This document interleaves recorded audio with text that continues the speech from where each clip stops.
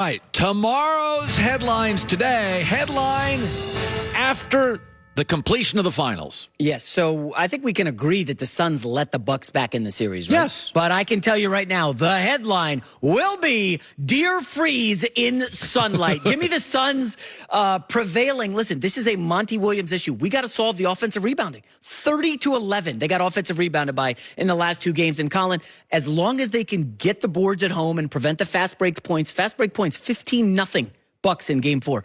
I still believe the Suns are the team. I'm with Joy. I thought the Suns all along were going to roll.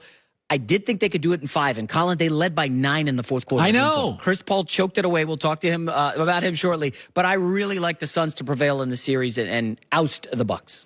Tomorrow's headlines today. What's the headline going to be for Chris Paul after the finals? Man, well, I crushed him on my podcast, and I know a lot of people like Chris Paul, right? He's got a lot of fans out there. The headline will be Cliff Paul sits as CP3 returns. Obviously, the commercial juggernaut that is Chris Paul. Listen, 15 turnovers in the last 3 games. No, he's been a mess. That's the worst playoff stretch he's had since 2012. Wow. He has not had that bad of a 3-game stretch. He basically vomited all over himself in the final 3 minutes there with the turnovers, the bad passes. Yep. It felt like the moment was a little too big for him. And you know Chris Paul has a history of getting super tense, right? And he gets these injuries and gets on his teammates. I do believe he will rebound. He cannot play any worse. If you look at his point trajectory, 32 in the opener, down to 10 in game 4. Straight down. You wonder if maybe he's getting old, but I have faith in Chris Paul to prevail and oust the Bucks. Tomorrow's headlines today. What will they be for Giannis after the finals? Well, I heard Nick Wright here on Monday. I mean, talking about Giannis like he's Shaq. And listen, Giannis has been outstanding. The headline will be, where the freak is everyone? I mean, Chris Middleton, 31% from 3 on the road in the playoffs. You watch. He is going to have an awful game 5. And let's talk about Drew Holiday, can we? Like, they got him to win the title. He's shooting 34% in the series. He's really struggled offensively. And then you talk about Brook Lopez, who they barely play anymore. Hasn't played 30 minutes in a game. They're putting Bobby Portis, Big Eyes Portis out there. Pat Connaughton played well at home, but we know on the road, role players struggle. That's right. And that's where I think the problem will be in games 5.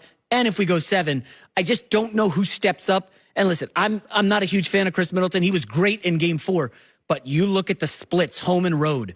All season, he's like 10% less from 3 on the road, 5% less from the field. Like, Giannis just needs help, and I can see him getting upset with the situation in Milwaukee if his teammates don't step up. Yeah, so you made a point there, which is actually very accurate. In the history of the NBA, role players usually play well at home. They're not nearly as valuable on the road. Yeah. All right, now some breaking news this morning. Tomorrow's headlines today. Damian Lillard, what's the headline, reportedly asking for a trade soon? Oh, I love this story. I'm sure you did an hour on it at least today, right? At least today. The headline will be, Dame takes a Steph in the right direction. Damian Lillard and the Warriors, that's the hot rumor this week. Now, I know the Laker fans. I played tennis with a Laker fan this morning. He's like, we got to get Dame. We got to get. I was like, just relax. Do you know who's working Dame Lillard right now on the Olympic team? Draymond Green. We know he's a big recruiter. He recruited Kevin Durant. Yes. So guess who Damian Lillard warms up with? Like, Steve Kerr is literally throwing him passes in USA basketball warmups. So you got Draymond, you got Steve Kerr there. And you look at the assets that the Warriors have, Colin. Andrew Wiggins, James Wiseman, who was, top 5 pick, 7-footer. 2 lottery picks this year. In a good draft. Not just 2 lottery picks, in a really good draft. And Portland fans might say, well, we don't want that. Well, you don't have a choice. If Damian Lillard says, I want out, which according to Henry Abbott, it's going to happen in the next few days. If Dame Lillard says, I'm out of here, you kind of have to acquiesce. He's been the greatest player in franchise history. I mean, he's got to be up there, right? He and Drexler. You got... Bill Walton didn't play very long. Exactly. LaMarcus Aldridge is good. But, I mean, this is a guy who scored 55 points in a playoff game on 24 shots. That's just obscene. He did that against Denver. I think you talk about Steph, Dame, and Klay Thompson and Draymond Green, Colin, that is a juggernaut. And that's not good news for LeBron and AD. Well, it's interesting. I'll throw one at you. So Philadelphia can give you the most between like Lane, Simmons, Thibault, draft picks. The Warriors, so they would make you a very good defensive team, but you lack a shooter unless they give you Curry. The Warriors can give you the future. 2 lottery picks in Wiseman. You get rid of Andrew Wiggins eventually, right? Yeah. Just let me just throw this at you. Paul George, Damian Lillard. We did talk about that 2 weeks ago, but Kawhi Leonard's now out for like almost all the next season, right, with the ACL. So is Damian Lillard coming to the Clippers to play by himself? It's a way better roster than Portland's. Is it without Kawhi, though? Well, if Kawhi comes Jackson? in, how long will Kawhi be out? Supposedly All-Star break? February? Okay. Like, does Dame want to carry the Clippers? Well, I think you would. I think you could do it for, but my point being, don't poo-poo that. A-pluses don't get traded for A-pluses ever. Rarely. So if Dame's an A-plus and Paul's an A-minus, and a bench player or a good player or a draft pick. Paul George and C.J. McCollum is still top 7 seed in the West, right? That's I what mean, we you're talked going about. to the playoffs every year. Yes.